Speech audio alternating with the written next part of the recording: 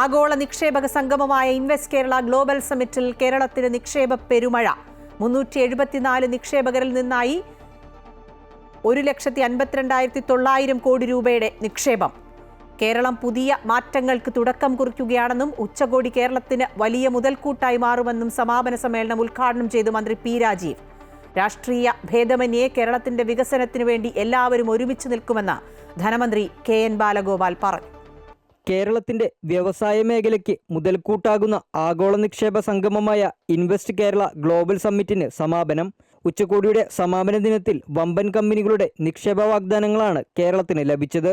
IT, ആരോഗ്യരംഗം, ഗതാഗതം, boat നിർമ്മാണം തുടങ്ങിയ മേഖലകളിലാണ് നിക്ഷേപം. അദാനി ഗ്രൂപ്പ് 30,000 കോടി രൂപയാണ് നിക്ഷേപ തുകയായി വാഗ്ദാനം നൽകിയത്. ഇൻവെസ്റ്റ് കേരള ഗ്ലോബൽ സമ്മിറ്റിലൂടെ വ്യവസായ മേഖലയുടെ മുഖച്ഛായ തന്നെ മാറുമെന്ന് മന്ത്രി പി രാജീവ് പറഞ്ഞു. നമ്മളൊരു 3 വർഷത്തെ പ്ലാനിംഗ് ഉണ്ട്. ഇത് 2025 മതിയെന്ന് 2021 തീരുമാനിച്ചിട്ടുണ്ട്. അതിനുശേഷം ഞങ്ങൾ ഒന്നിച്ച് നടത്തിയ ഒരു വർക്ക്, ഒരു അസറ്റ് ടീം. ഇപ്പോൾ മന്ത്രി ഉദ്യോഗസ്ഥർ എന്ന നിലയിലല്ല, ഞങ്ങളൊരു ടീം എന്ന നിലയിലാണ് ഞങ്ങളെല്ലാവരും ഒന്നിച്ച് വർക്ക് ചെയ്യുന്നത്. നമ്മളൊരു വിസിബിലിറ്റി വന്നു ഈ യാത്രയിൽ. ആ വിസിബിലിറ്റിയുടെ പ്രധാന ഘട്ടമായി ഇപ്പോൾ പോയവർ, നിങ്ങൾ ഏത് സംരംഭകനോട് ചോദിച്ചോളൂ, അവർ ഇങ്ങോട്ട് വന്ന പോലെയല്ല പോയിട്ടുള്ളത്. അവർ കുറേ കൂടി ആത്മവിശ്വാസമാണ്. ഇത് കേട്ട കേരളമല്ല, അറിയുന്ന കേരളം. രാഷ്ട്രീയ ഭേദമന്യേ കേരളത്തിന്റെ വികസനത്തിനു വേണ്ടി എല്ലാവരും ഒന്നിച്ചു നിൽക്കുമെന്ന് ധനമന്ത്രി കെ.എൻ. ബാലഗോപാൽ പറഞ്ഞു. ഭരണപക്ഷവും പ്രതിപക്ഷവും എന്ന നിലയിലൊന്നുമുള്ള വ്യത്യാസമില്ല.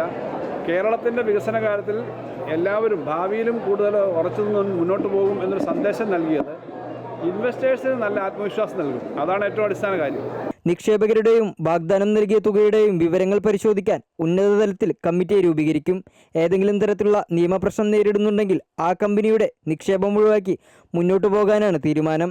2 ദിവസമായി കൊച്ചിയിൽ നടന്ന ഉച്ചകോടിയിൽ വിദേശത്ത് നിന്നടക്കമുള്ള 3000-ഓളം പ്രതിനിധികൾ പങ്കെടുത്തിരുന്നു. അമൃത ന്യൂസ്, കൊച്ചി.